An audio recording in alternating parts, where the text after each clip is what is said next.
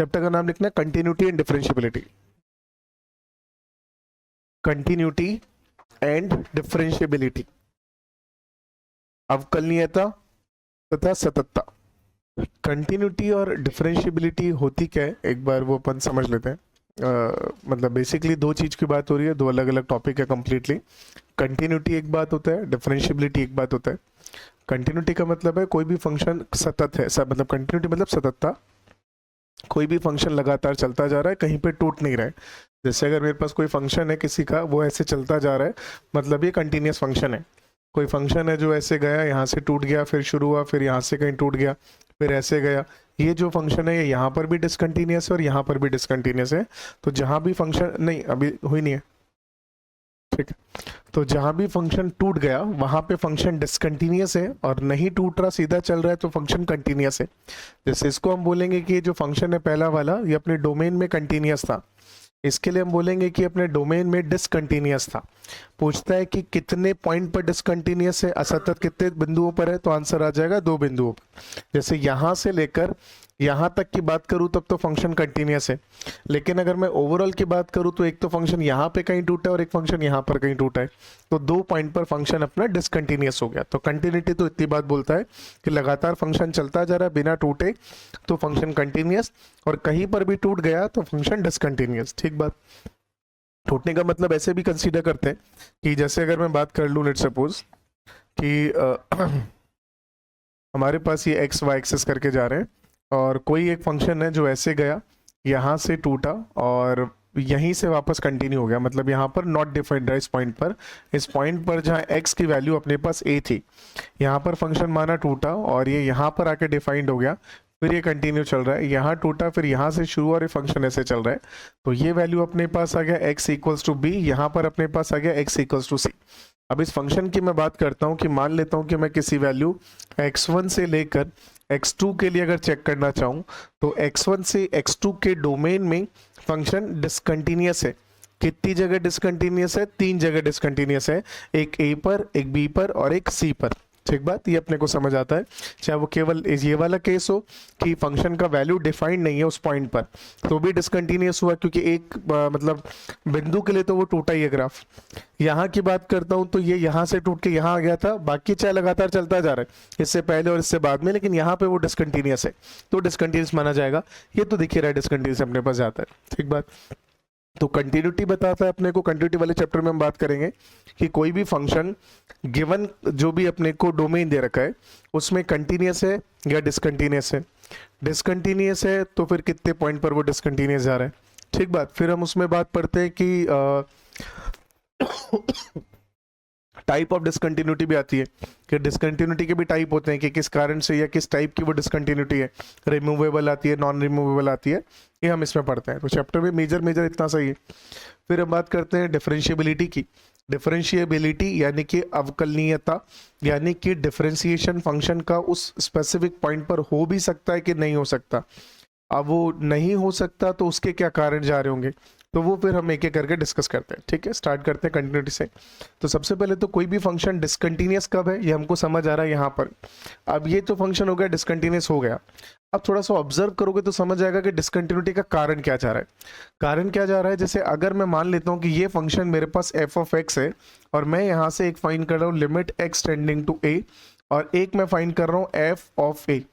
ठीक बात। और सिमिलरली मैंने फाइंड करा लिमिट अपने पास जो फंक्शन दे रखा है एफ एक्स का एक्स टेंडिंग टू बी, एक मैं फाइंड कर रहा हूँ एफ ऑफ बी, और एक तीसरा मैं बात कर रहा हूँ यहाँ से limit of function F of x का एक्स टेंडिंग टू सी, और एक बात कर रहा हूँ एफ ऑफ सी। ये अपने पास है। अगर ऐसा जा रहा है तो समझिएगा, अगर मैं पॉइंट को मार्क कर दूं, जैसे मान लेता हूं कि ये पॉइंट मेरे पास L है, ये अपने पास कोई M था, यहाँ से जो पॉइंट जा रहा है ये N आ गया, ये जो पॉइंट अपने पास जा रहा है ये कुछ O आ गया, ये अपने पास ऐसे जा रहा है। तो अगर मैं यहाँ से एफ एक्स एक्सटेंडिंग टू ए की बात करता हूँ, एफ एक्स एक्सटेंडिंग टू ए, तो किसके बराबर आएगा, लिमिट किसके बराबर आ रहा है, एन के बराबर। यहाँ से अगर मैं एफ ऑफ ए की बात करूंगा तो क्या जा रहा है, नॉट डिफाइंड, ये वैल्यू डिफाइंड ही नहीं जा रही यहाँ पे। अगर मैं एक्स टेंडिंग टू बी की बात करता हूँ लिमिट, तो इस केस में लिमिट किसके बराबर जा रहा है, ओ के बराबर। और यहाँ से अगर मैं एफ ऑफ बी की बात कर रहा हूँ तो एफ ऑफ बी कितना जा रहा है अपने पास, एन। इस केस की बात करता हूं तो यहां से लिमिट का जो वैल्यू आ रहा है वो क्या जा रहा है, limit x tending to c के लिए क्या जाएगा, डज नॉट एग्जिस्ट। क्या जाएगा लिमिट, लिमिट क्या जाएगा भाई, डज नॉट एग्जिस्ट। दिख रहा नहीं यहाँ पे, RHL कितना जाएगा m, LHL कितना जाएगा l।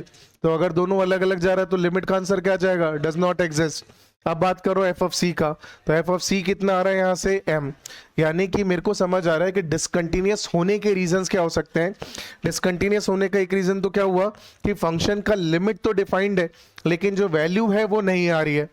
दूसरा हो सकता है कि सर वैल्यू आ रही है लेकिन लिमिट डिफाइंड नहीं है। तीसरा हो सकता है वैल्यू भी आ रही है लिमिट भी आ रही है लेकिन दोनों आपस में इक्वल नहीं है। बात समझ आए, तो डिसकंटिन्यूटी का इनमें से कोई भी एक रीजन हो सकता है। या तो हो सकता है लिमिट डिफाइंड हो वैल्यू ना हो सकता है वैल्यू डिफाइंड हो लिमिट ना हो सकता है दोनों डिफाइंड हो लेकिन दोनों का वैल्यू क्या जा रहा है, अलग अलग। इसके अलावा जैसे अगर मैं मान लेता हूं कि ये पॉइंट मैंने लिया डी बोला यहाँ पे, अगर मैं डी पर चेक करता हूं तो limit of F x x tending to d का जो वैल्यू है वो एफ ऑफ डी के बराबर आ रहा है कि नहीं आ रहा है, आ रहा है।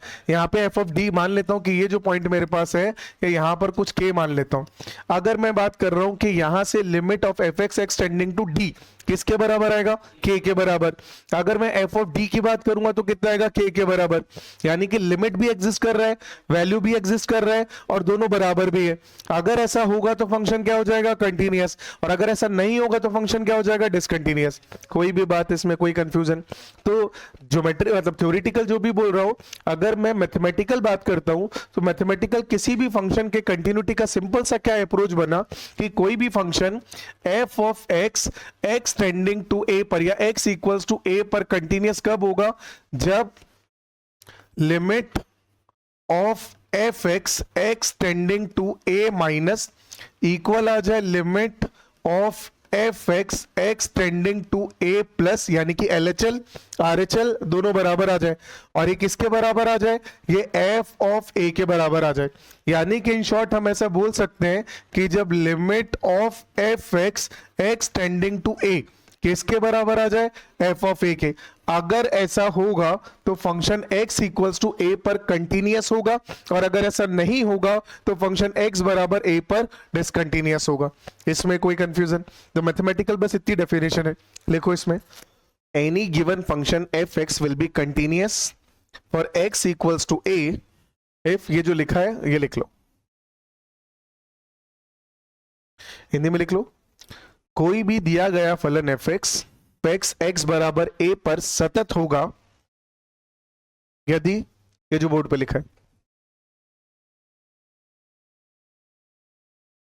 LHL RHL और f ऑफ a बराबर हो, यानी कि लिमिट और f ऑफ a बराबर हो। क्लियर बात समझ आ रहा है साहब, ये अपने से इतना सा बोल रहा है कि एक फंक्शन कंटिन्यूअस होने का रीजन कब होगा, जब लिमिट फाइंड करी फाइनाइट वैल्यू आई और वही फाइनाइट वैल्यू एफ ऑफ ए की आ गई, मतलब x बराबर a पर फंक्शन कंटिन्यूअस होगा।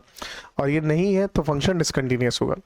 तो जो एक्चुअल अगर मैं बात करूं कि कंटिन्यूटी का जो बेस है वो तो इतना ही है, इसके अलावा खत्म है। अब वो तो मतलब अलग अलग इसके थ्योरम हम लोग देखेंगे, डिफरेंट सवाल पे कैसे फाइंड कर रहा होगा वो देखेंगे, इंटरवल में कैसे चेक करते हैं वो देखेंगे। लेकिन पॉइंट पर अगर अपने को बात करनी है, जैसे इंटरवल में भी कैसे चेक करोगे, इंटरवल पे चेक करना है 2 से लेकर 10 तक किसी फंक्शन के लिए, तो पहले हम देखेंगे 2 से लेकर 10 तक तो इनफाइनाइट पॉइंट है, इनफाइनाइट पॉइंट पर तो कंटिन्यूटी नहीं चेक हो सकती। तो उनमें से हमें कोई थ्योरम पढ़ेंगे जिससे मुझे ये पता चले कि कौन कौन से पॉइंट है जहां पे कंटिन्यूटी चेक की जानी चाहिए, मतलब कौन कौन से पॉइंट है जहां पे फंक्शन के डिसकंटिन्यूअस होने के चांसेस हैं, तो वहीं तो चेक करेंगे। तो वहां पे हमने चेक करा। चेक कैसे करते हैं, ऐसे ही चेक करते हैं, चेक करके बताएंगे अगर ये वैलिड है तो कंटिन्यूअस होगा, नहीं वैलिड है तो डिसकंटिन्यूअस होगा, चैप्टर खत्म। तो मेजरली जो चैप्टर के बारे में वो यही है। अब समझ आएगा आपको कि इसको सॉल्व करना है तो हमें क्या समझ आना चाहिए, ये फाइंड करना आना चाहिए, और ये फाइंड करना हमने लिमिट वाले चैप्टर में सीख लिया। तो अगर लिमिट आती है तो ये निकाल दोगे, ये निकालना आपको ऑलरेडी आता है, तो हाँ ठीक है। तो अगर ये दोनों चीजें आती है तो दोनों बराबर हो जाएगा, बात समझ आ गया? लिमिट अगर अपने को नहीं आती है तो ये नहीं निकाल पाओगे, ये नहीं निकाल पाओगे तो आगे बढ़ ही नहीं पाएंगे, कंटिन्यूटी चेक ही नहीं हो पाएगी। क्या इसमें कोई कंफ्यूजन, कोई बात? ठीक बात। चलिए, तो ये तो हो गया लिमिट का फंक्शन कंटिन्यूअस होना। अच्छा, फंक्शन डिसकंटिन्यूअस होने के क्या क्या रीजन हो सकते हैं? तो डिसकंटिन्यूअस का मतलब जो पहले हमने बात करा था उसमें से कोई ना कोई एक रीजन होगा। क्या क्या होगा कि या तो हो सकता है अपने पास में पहला पॉसिबिलिटी कि जब हमने फंक्शन एफ एक्स का x tending to a minus के लिए रिजल्ट निकाला, ये limit of function f x x tending to a plus के बराबर नहीं है। इसका मतलब क्या हो गया? इसका मतलब ये कि limit of f of x tending to a, इसका रिजल्ट क्या अपने पास आ गया? Does not exist. तो अगर डज नॉट एग्जिस्ट आ गया लिमिट, तो फंक्शन अपने पास क्या जाएगा? डिसकंटिन्यूअस। दूसरा पॉसिबिलिटी अपने पास क्या आ जा सकता है कि हमने f ऑफ a निकाला और ये क्या अपने पास आ गया? Not defined. तो अगर f ऑफ a परिभाषित ही नहीं है, यानी कि फंक्शन x का वैल्यू a पर डिफाइंड ही नहीं है, तो फंक्शन क्या हो जाएगा उस पॉइंट के लिए? डिसकंटिन्यूअस। और तीसरा पॉसिबिलिटी अपने पास क्या आ जा सकता है कि जब f ऑफ कि limit of f of x tending to a का जो वैल्यू है और जो f ऑफ a का वैल्यू है ये आपस में इक्वल ना हो, इन तीन में से किसी एक पॉइंट पर फंक्शन डिसकंटिन्यूअस आता है। और इसी के हिसाब से हम डिसकंटिन्यूटी का टाइप बताते हैं। अब वो डिसकंटिन्यूटी का टाइप इनमें से किसके हिसाब से कौन सा होता है वो हम आगे पढ़ेंगे। अभी के लिए बस हम ये पढ़ लेते हैं कि रीजंस ऑफ डिसकंटिन्यूटी इनमें से कोई एक होता है। लिख लेना एक चीज, any function f x is discontinuous for x equals a because of one of the following reasons. ये तीन रीजंस लिख लेना, इसके हिंदी में लिख लेना। कोई भी फलन एफ एक्स एक्स बराबर ए पर निम्नलिखित कारणों से असतत हो सकता है, और ये तीन कारण हमने लिख लिए।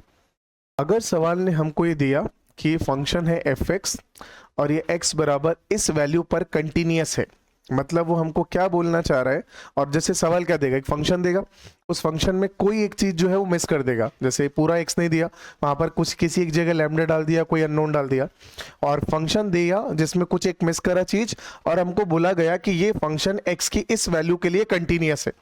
अब हमको वो जो मिसिंग ऑब्जेक्ट है, मिसिंग नंबर है, वो निकालने को पूछा जा रहा है। तो इसका मतलब क्या बोलना चाह रहा है? गिवन इंफॉर्मेशन क्या दे रही है? कंटिन्यूअस होना। कंटिन्यूअस होना मतलब लिमिट का एग्जिस्ट करना, वैल्यू का एग्जिस्ट करना और दोनों को बराबर होना। तो हम क्या करेंगे उस केस के अंदर? उस फंक्शन का लिमिट निकालेंगे और उस फंक्शन का जो लिमिट का रिजल्ट है उसको किसके बराबर रख देंगे? उसकी वैल्यू के बराबर रख देंगे। यानी कि मान लिया एफ एक्स और एक्स बराबर ए पर कंटिन्यूअस बोल दिया, तो हम limit of F x x tending to A बराबर एफ ऑफ ए रखेंगे और इसको सॉल्व कर देंगे। जैसे इसको सॉल्व करेंगे तो जो रिजल्टेंट अपने पास आएगा वो जो अननोन है उसकी वैल्यू को बता देगा। अगर बता पा रहे तो, नहीं बता पा रहे तो फिर हम बता देंगे कि वो जो अननोन है वो गिवन इंफॉर्मेशन से हम नहीं बता सकते। ठीक बात है। कई बार देगा कि फंक्शन देगा, उसमें कुछ मिस कर देगा, मिस करने के बाद बोलेगा कि फंक्शन है ये मिसिंग है, ये फंक्शन अगर कंटिन्यूअस है तो इस मिसिंग वाली चीज की वैल्यू बताओ, नहीं कंटिन्यूअस है तो बात खत्म। तो अब इसके अंदर क्या करना पड़ेगा? 2 मिनट दे मेरे को बस। तो इस केस के अंदर अपने को क्या करना पड़ेगा? क्या बोला कि फंक्शन दिया, फंक्शन देने के बाद बोला कि अगर कुछ मिसिंग दिया, अगर कंटिन्यूअस है तो ये वैल्यू बताओ, नहीं कंटिन्यूअस है तो बात खत्म। तो अगर कंटिन्यूअस है तो पहले तो हमको चेक करना पड़ेगा कि फंक्शन में लिमिट एग्जिस्ट भी कर रही है कि नहीं कर रही है, वैल्यू एग्जिस्ट भी कर रही है कि नहीं कर रही है। तो लिमिट एग्जिस्ट करा के चेक करी, वैल्यू एग्जिस्ट करा के चेक करी, फिर दोनों को कंपेयर करा और अननोन निकाल दिया। लिमिट निकाली, लिमिट ही नॉट एग्जिस्ट आ गई या वैल्यू नॉट डिफाइंड आ गई, तो हम जाकर भी वो अननोन की वैल्यू नहीं बता सकते। तो हम सीधे बोल देंगे कि unknown can not be defined, reason is कि लिमिट फंक्शन इज डिसकंटिन्यूअस। अब वो डिसकंटिन्यूअस का क्या रीजन है वो जब कैलकुलेशन करेंगे तो हम बता पाएंगे। क्या मेरी बात समझ आती है? इसमें कोई कंफ्यूजन, कोई डाउट नहीं। एक सवाल इसी से रिलेटेड करते हैं। क्वेश्चन है, लिखो,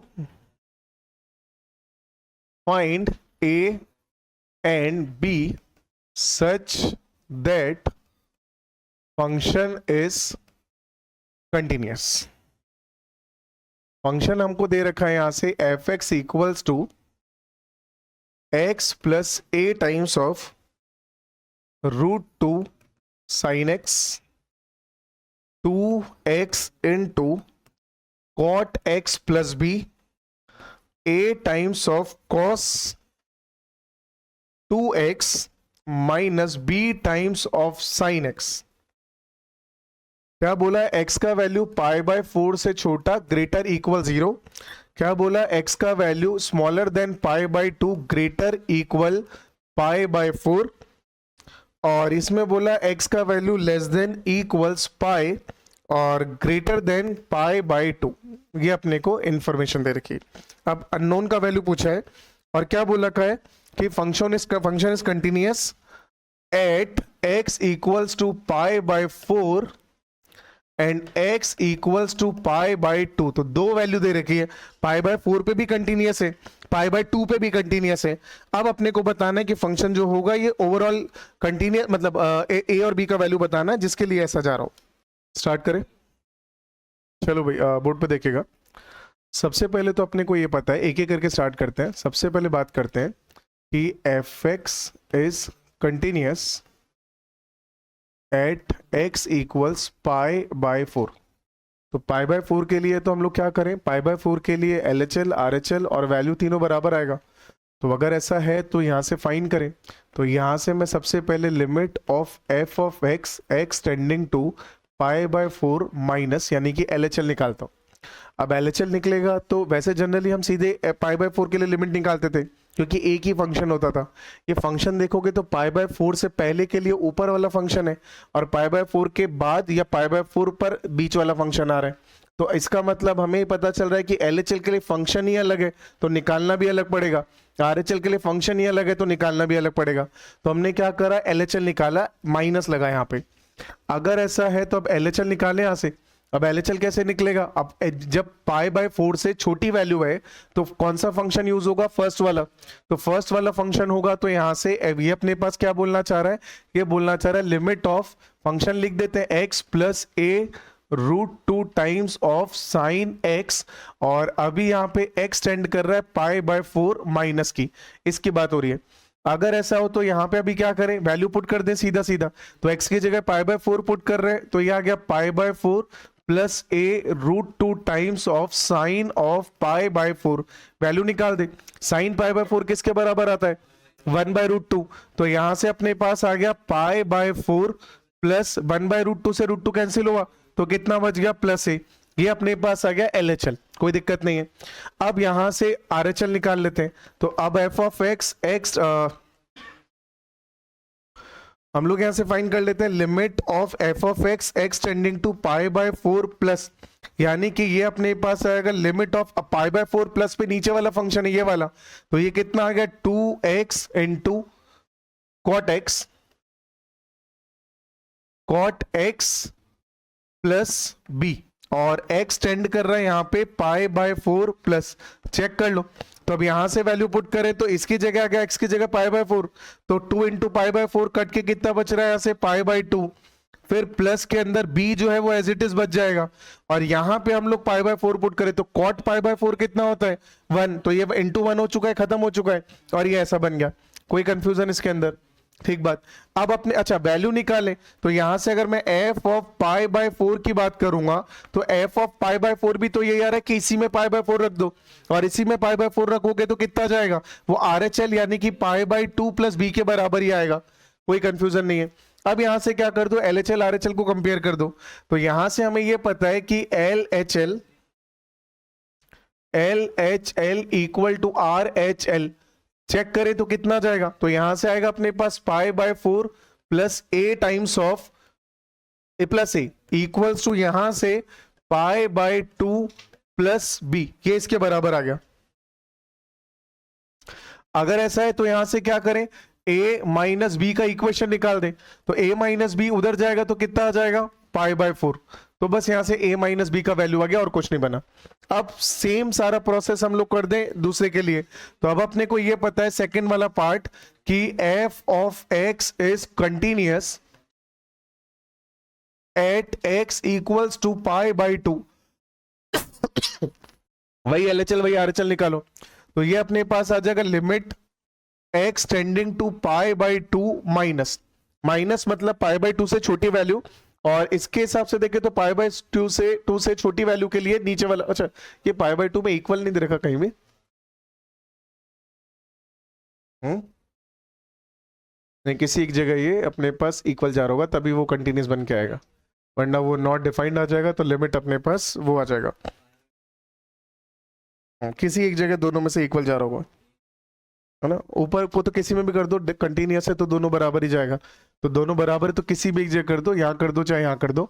अगर बराबर नहीं दे रखा होता तो उस केस के अंदर तो क्वेश्चन अपना गड़बड़ हो जाता, क्योंकि क्वेश्चन बोल रहा है कंटिन्यूअस है और जबकि कंटिन्यूअस आ ही नहीं रहा, क्योंकि एलएचएल आरएचएल तो बराबर चले जाएंगे इससे, लेकिन वैल्यू बराबर जानी चाहिए, और वैल्यू बराबर नहीं है क्योंकि वैल्यू तो नॉट डिफाइंड हो गई, तो आंसर अपने पास आ जाता है डिसकंटिन्यूअस। जबकि बोला कंटिन्यूअस है तो किसी एक जगह बराबर 100% होगा, तो किसी भी एक जगह लगा दो, चाहे ऊपर चाहे नीचे, फर्क नहीं पड़ेगा, आंसर सेम जाएगा। सवाल में ऊपर दे रखा है तो हमने वही लिया। अब यहां से बोल रहा है पाई बाई टू माइनस की बात हो रही है, तो पाई बाई टू माइनस में ऊपर वाला फंक्शन जाएगा, तो यहां पे फंक्शन अपने पास जा रहा है 2x into cot x plus b. Result निकाले यहां से, तो यहां से रिजल्ट के लिए x की value pi by two put करा, तो ये आ गया 2 into pi by two which is pi, और cot x cot pi by two, cot pi by two कितना हो जाता है 0, तो यहां से इंटू 0 और प्लस बी, तो फाइनल आंसर कितना आ गया बी। अब चेक कर लेते हैं limit f x tending to pi by two plus R H L के लिए, तो पाई बाई टू प्लस चेक करें तो फंक्शन अपने पास जो यहाँ पे जाएगा, ये जाएगा पाई बाई टू प्लस के लिए ये वाला function which is a times of cos 2x minus p times of sine x। अब x की जगह पाई बाई टू पुट कर दो, x की जगह पाई बाई टू पुट करें तो ये किसके बराबर जा रहा है, cos pi by two into two, मतलब कॉस पाई, कॉस पाई किसके बराबर आता है -1, तो -1 इंटू ए तो आ गया -a, यहां से sine pi by two, sine pi by two कितना होता है 1, तो ये आ गया 1 इंटू बी, और ये माइनस लगा हुआ था तो माइनस ए माइनस बी, कोई कंफ्यूजन इसके अंदर।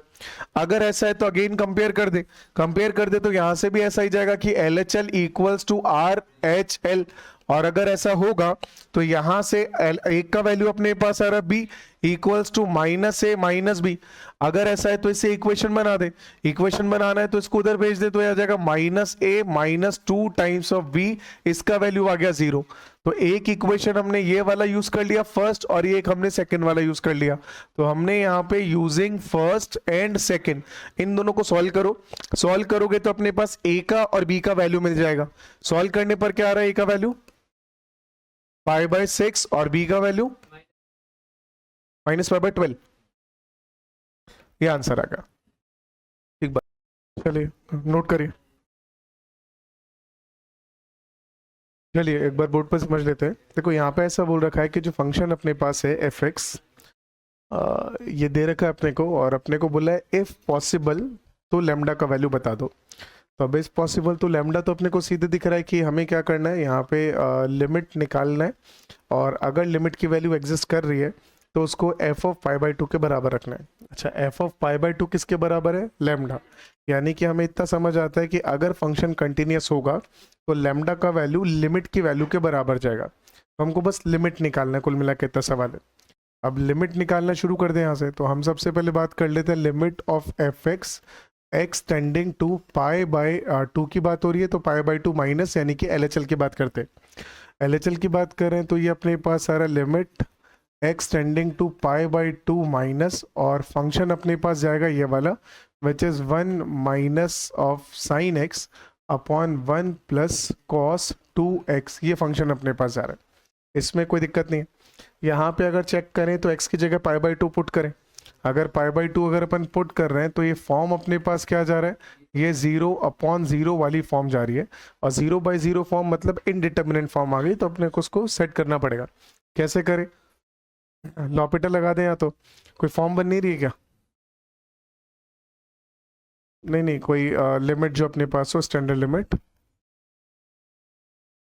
ऐसे कर दें शायद, इसको ये आ जाएगा 1 माइनस साइन एक्स, और ये जाएगा 2 cos 2x को क्या लिख सकते हैं 2 cos स्क्वायर x माइनस 1, ये 1 से 1 कैंसिल हो जाएगा, बच जाएगा 2 cos स्क्वायर x, तो 2 cos स्क्वायर x को 2 और cos स्क्वायर को लिख सकते हैं 1 माइनस साइन स्क्वायर x, ये जाएगा limit x tending to pi by 4 pi by 2, और यहाँ से आ जाएगा 1 माइनस साइन एक्स ऊपर और नीचे 2, और 1 माइनस साइन स्क्वायर कितना जाएगा, ये जाएगा 1 minus sine into 1 plus sign, तो 1 minus sine x into 1 plus sine x, कुछ कैंसिल हो रहा है कैंसिल कर दें, 1 माइनस साइन एक्स कैंसिल हो गया, और ये बच जाएगा नीचे ऊपर तो 1, और साइन पाई बाई 2 पुट करेंगे तो साइन 1 1 1 प्लस 1 2 2 इंटू 2 4, तो ये आंसर अपने पास कितना जा रहा है 1/4, ये आ रहा है LHL के बराबर। इसमें किसी को दिक्कत? सेम आंसर ही आएगा, है ना, किसी से भी करो वो फॉर्म तो सेम ही बन रहा होगा। तो अपन ने कैसे भी करे तो आंसर अपने पास LHL का जो वैल्यू आ रहा है दैट इक्वल्स 1/4। इसमें किसी को कंफ्यूजन, कोई डाउट है क्या? नहीं है। अब नहीं है तो हम लोग अभी क्या करें, RHL निकालेंगे। तो अब RHL निकाल लेते हैं। तो अगर मैं RHL की बात करता हूँ, मतलब हम बात कर रहे हैं limit x tending to π/2 plus, और अब की बार फंक्शन ये वाला जाएगा। तो ये फंक्शन अपने पास है √2x - π divide by 4 plus √2x - π, इस पूरे का रूट और माइनस में 2, ये कुछ ऐसा जा रहा है, बात मत करिए। अगर इसमें x की जगह π/2 पुट कर रहे हैं तो ये x की जगह π/2 से 2 कैंसिल, π - π ऊपर आ रहा है 0, और ऐसे अगर नीचे चेक कर रहे होंगे तो शायद ये अपने पास जा रहा है 0, 4√4 मतलब 2, 2 - 2 0, तो ये भी अपने पास 0/0 वाली फॉर्म निकल के आ रही है। कोई कंफ्यूजन यहाँ तक? अगर ऐसा है तो अब गेन सिंप्लीफाई करें इसको, तो सिंप्लीफाई करें तो क्या करें, सिर्फ नीचे वाले को रैशनलाइज करें तो 0/समथिंग आ रहा है, और 0/समथिंग जो आ रहा है वो अपने को फॉर्म बना दे रहा है, 0 बना दे रहा है, मतलब सिर्फ नीचे वाले को रैशनलाइज कर दो तो x टेंडिंग टू π/2, और ऊपर अपने पास लिखा हुआ है 2x - π, और इसके साथ मल्टीप्लाई हो जाएगा 4 प्लस 2x - π के रूट का रूट प्लस 2, कुछ ऐसा, और नीचे भी सेम उससे मल्टीप्लाई होगा, तो इससे मल्टीप्लाई होगा तो ये स्क्वायर माइनस ये स्क्वायर हो जाएगा, तो जब ये स्क्वायर होगा तो रूट हट जाएगा तो 4, और इधर से 4 कैंसिल हो जाएगा, बस इतना बच जाएगा। नहीं तो बच रहा है अपने पास 2x - π, नहीं ये बच रहा है ना, और यहाँ पे एक्सपुट करेंगे तो कहाँ जा रहे हैं, अब ये अपने पास, हाँ ये दोनों कैंसिल हो जा रहा है, ये पूरा इससे कैंसिल हो जा रहा है। तो कैंसिल होने के बाद तो ये अपने पास बचा, ध्यान से देखना, समझ आया क्या बोला मैंने? इसमें हमने क्या करा, बस नीचे वाले को रैशनलाइज करा तो ऊपर तो इसके प्लस के साथ मल्टीप्लाई करा, नीचे करोगे तो a² - b² आएगा, इस पूरे का स्क्वायर करोगे तो बस ये रूट खत्म होकर -4 आएगा, इस 4 से 4 कैंसिल हो जाएगा और ये पूरा बच जाएगा रूट के साथ, ये पूरा ऐसे कैसे ऊपर था तो ये दोनों आपस में कैंसिल हो गए। कैंसिल होने के बाद में अब ये फॉर्म बच गया अपने पास। अब यहाँ पे x की जगह π/2 पुट करो, तो x की जगह इस पूरे में π/2 पुट होगा तो रूट के अंदर 4 प्लस और √2x, x की जगह ये पुट हो जाएगा, x की जगह अगर ये पुट हो जाएगा तो मैं लिख दे रहा हूँ 2 π/2 माइनस में π और प्लस के अंदर 2 आ रहा है। अब इसमें π/2 पुट कर रहे हैं तो ये आ रहा है 0, 0 + 4, तो ये बच रहा है अपने पास √4, तो √4 + 2 विच इज 4, तो ये RHL आ रहा है। तो 1/4 LHL, RHL आ रहा है 4, मतलब अपने को समझ आ रहा है कि LHL नॉट इक्वल्स RHL, और अगर ऐसा होगा इसका मतलब function fx is not continuous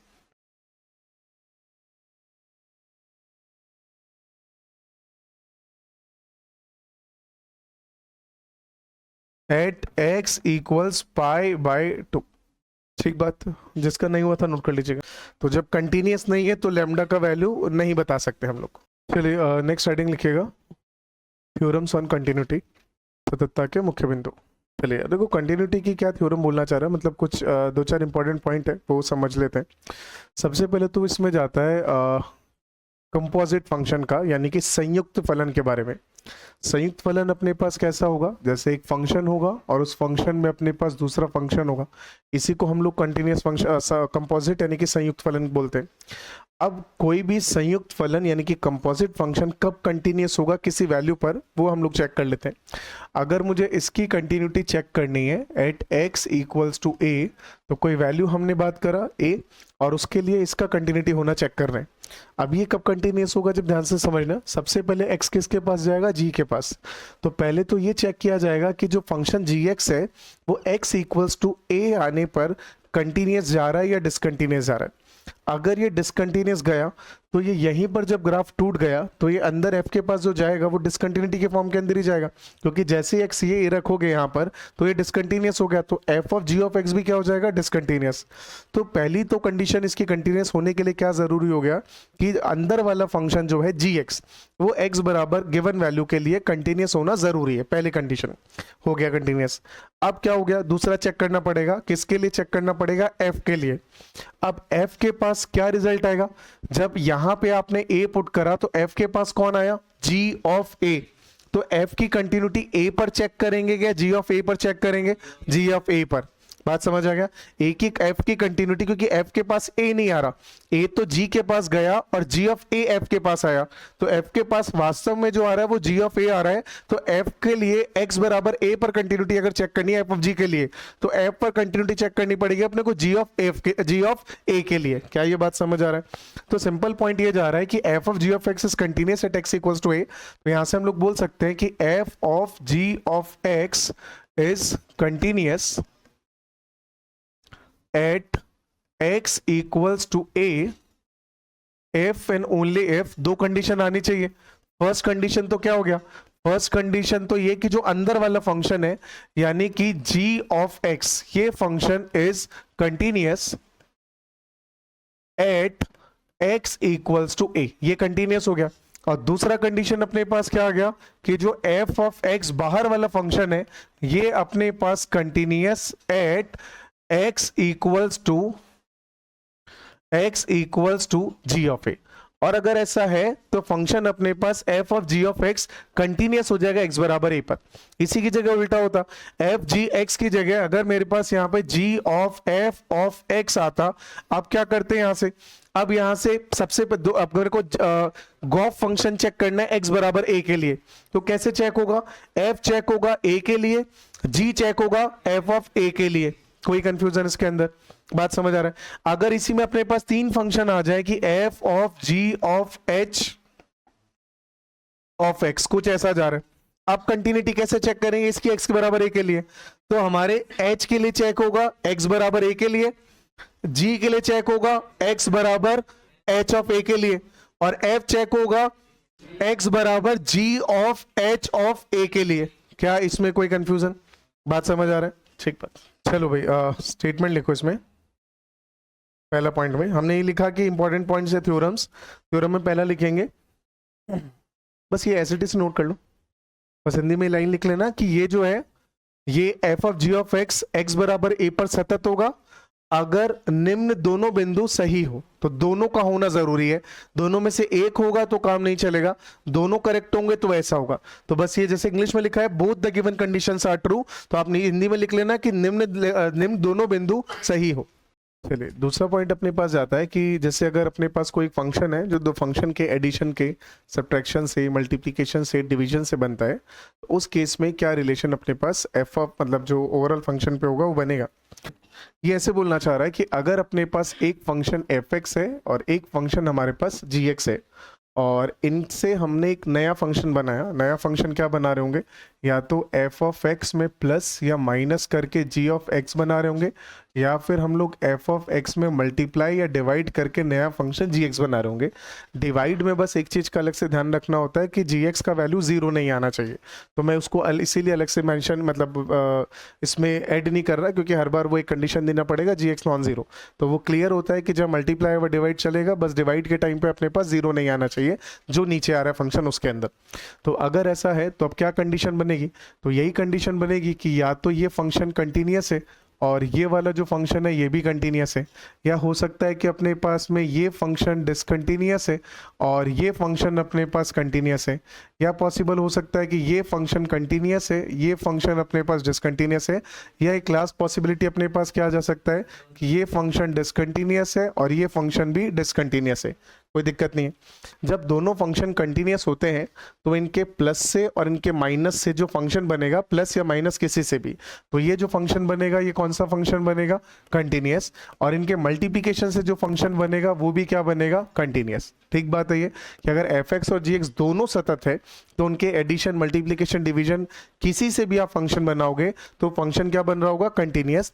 किसकी बात हो रही है ये हमारे पास आ रहा है for x equals to for x tending to या x इक्वल्स टू किसी एक वैल्यू के लिए, तो x इक्वल्स टू a के लिए, तो मतलब क्या जा रहा है, ये भी x बराबर a के लिए कंटिन्यूस की बात हो रही है, ये भी x बराबर a के लिए कंटिन्यूस की बात हो रही है, और x बराबर a के लिए इसके बारे में या इसके बारे में पूछा जा रहा है। ये ध्यान रखना, ये कंप्लीट फंक्शन में पूरे इंटरवल की बात नहीं हो रही है, ये बात हो रही है अपने पास किसी एक पॉइंट के लिए, कि अगर एक पॉइंट पर fx कंटिन्यूस है, gx कंटिन्यूस है, तो इनके एडिशन सब्ट्रैक्शन मल्टीप्लिकेशन से जो फंक्शन बनेगा वो भी कंटिन्यूस होगा x बराबर a के लिए। ठीक बात। अगर दोनों में से एक कंटिन्यूस एक डिसकंटिन्यूस है, मतलब मैं इन दोनों केस को एक साथ की बात करूं, दोनों साथ ही चलेंगे, तो कुल मिला के fx और gx में से एक कंटिन्यूस है और एक डिसकंटिन्यूस है, तो इनके एडिशन और सब्ट्रैक्शन से जो फंक्शन बनेगा वो कौन सा फंक्शन बनेगा, वो बनेगा डिसकंटिन्यूस, और इनके मल्टीप्लिकेशन से जो फंक्शन बनेगा वो क्या होगा वो पता नहीं, हो सकता है मे और मे नॉट बी कॉन्टिन्यूस। ये ऐसे जाता है, मतलब इसके बारे में इंफॉर्मेशन नहीं है, वो डिपेंड करेगा फंक्शन टू फंक्शन। कुछ फंक्शन ऐसे होंगे कि जो मल्टीप्लिकेशन के केस में एक के कंटिन्यूस और एक के डिसकंटिन्यूस होने के बाद भी कंटिन्यूस हो जाए, और कुछ में हो सकता है डिसकंटिन्यूस हो जाए, तो उनके बारे में कमेंट हम कुछ भी नहीं कर पाएंगे। बात समझ आता है। फिर आता है कि अगर दोनों डिसकंटिन्यूस है, अगर दोनों डिसकंटिन्यूस है तो भी इसका आंसर क्या जाएगा, सेम जाएगा कि may be continuous may be discontinuous, हम कमिट नहीं कर सकते या कमेंट नहीं कर सकते। और इस केस की बात करता हूं तो इसमें कुछ एक केस अलग से बनता है, इसमें अलग से केस क्या बनता है मैं उसको अलग से लिखवा दूंगा, बाकी अभी समझा देता हूं।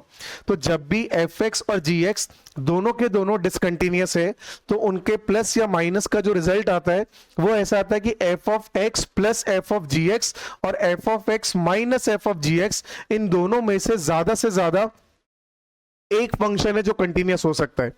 ज्यादा से ज्यादा एक फंक्शन है कंटिन्यूस का मतलब या तो एफ एक्स प्लस जी एक्स दोनों डिसकंटिन्यूस होंगे, या एफ एक्स कंटिन्यूस जी एक्स डिसकंटिन्यूस, सॉरी वापस या तो क्या जाएगा अपने पास समझना, एफ एक्स प्लस जी एक्स और एफ एक्स माइनस जी एक्स, इन दोनों में से ज्यादा एक कंटिन्यूस हो सकता है। तो या तो एफ एक्स प्लस जी एक्स और एफ एक्स माइनस जी एक्स दोनों डिसकंटिन्यूस होंगे, या एफ एक्स प्लस जी एक्स और एफ एक्स माइनस जी एक्स में से एक कंटिन्यूस और एक डिसकंटिन्यूस होगा। ये दो ही पॉसिबिलिटी जाएगी, या तो प्लस वाला कंटिन्यूस तो माइनस वाला डिसकंटिन्यूस, माइनस वाला कंटिन्यूस तो प्लस वाला डिसकंटिन्यूस, या फिर दोनों के दोनों डिसकंटिन्यूस। मतलब ऐसा नहीं हो सकता कि प्लस और माइनस दोनों के दोनों कंटिन्यूस ले जाए। बात समझ आ रहा है? ये किस में जा रहा है, जब एफ एक्स और जी एक्स दोनों डिसकंटिन्यूस हो। क्या जा रहा है समझना, दोनों कंटिन्यूस है तो प्लस माइनस मल्टीप्लिकेशन सब कंटिन्यूस आ रहा है, दोनों में से एक कंटिन्यूस एक डिसकंटिन्यूस है तो प्लस माइनस पक्का डिसकंटिन्यूस और मल्टीप्लिकेशन के बारे में पता नहीं। और अगर दोनों के दोनों डिसकंटिन्यूस है तो मल्टीप्लिकेशन के बारे में पता नहीं, और प्लस माइनस के बीच में जाएगा कि जो प्लस वाला बन रहा है एफ एक्स प्लस जी एक्स और माइनस वाला जो बन रहा है एफ एक्स माइनस जी एक्स, इन दोनों में से ज्यादा एक फंक्शन होगा जो कंटिन्यूस जाएगा। क्या ये बात में कोई कंफ्यूजन? ठीक बात, नोट कर लेना इसको। हिंदी में मैं लिखवा दूंगा इसके लिए जो स्टेटमेंट है, बस इतना ही जाना है, एफ एक्स प्लस जी एक्स और एफ एक्स माइनस जी एक्स में से कम एक असतत होगा। एफ ये तो दोनों भी डिसकंटिन्यूस हो, दोनों डिसकंटिन्यूस, मतलब बात तो एक ही है। मैं बोलूँ ज्यादा एक कंटिन्यूस होगा, या मैं बोल दूँ कम से कम एक डिसकंटिन्यूस होगा, तो दोनों का मतलब तो सेम ही निकल के आ रहा है। वह तो दोनों में से एक डिसकंटिन्यूस होगा या दोनों डिसकंटिन्यूस होंगे। एफ एक्स प्लस जी एक्स और एफ एक्स माइनस जी एक्स में से ज्यादा एक नहीं, सॉरी, कम से कम एक असतत होगा। डन भाई? चलिए सवाल करिए एक दो। x बराबर 2 पर 1 पर और 3/2 पर फंक्शन की कंटिन्यूटी पूछी है, बताइए फिर। 2 पर क्या आ रहा है, डिसकंटिन्यूस। 2 पे तो सीधा अपने को पता चल रहा है gx से डिसकंटिन्यूस हो गया, क्योंकि gx नॉट डिफाइंड हो गया। तो gx नॉट डिफाइंड होते फंक्शन gx x बराबर 2 पर डिसकंटिन्यूस, और उसकी वजह से f ऑफ gx x बराबर 2 पर डिसकंटिन्यूस। 1 पर क्या आ रहा है, 1 पर gx, तो अगर 1 पे पुट कर रहे हैं g ऑफ 1, तो g ऑफ 1 तो कंटिन्यूस आ रहा है, लेकिन अगर g ऑफ 1 कंटिन्यूस आ रहा है, अपने को क्या चेक करना है, f of g of 1 check करना है। g1 पर क्या वैल्यू आ रहा है यहाँ पर, -1। अब f ऑफ g ऑफ 1 मतलब एफ एक्स को चेक करना है -1 पर, तो -1 पर क्या चाह रहा है, 0/-2 कंटिन्यूस है कि डिसकंटिन्यूस है, कंटिन्यूस है, तो कंटिन्यूस है तो ये तो करेक्ट जा रहा है, कंटिन्यूस जा रहा है। पर g ऑफ 1 भी कंटिन्यूस जा रहा है, और f of g of one का मतलब हो गया -1, और एफ ऑफ -1 भी कंटिन्यूस जा रहा है, तो वो ओवरऑल कंटिन्यूस जाएगा, तो 1 पर कंटिन्यूस जा रहा है। अब 3/2 पे चेक कर लें, तो 3/2 पर जी तो कंटिन्यूस जा रहा है, और वहां पे 3/2 पुट कर रहे हैं, तो वैल्यू जो आ रहा है उस पर एफ एक्स कंटिन्यूस जा रहा है क्या?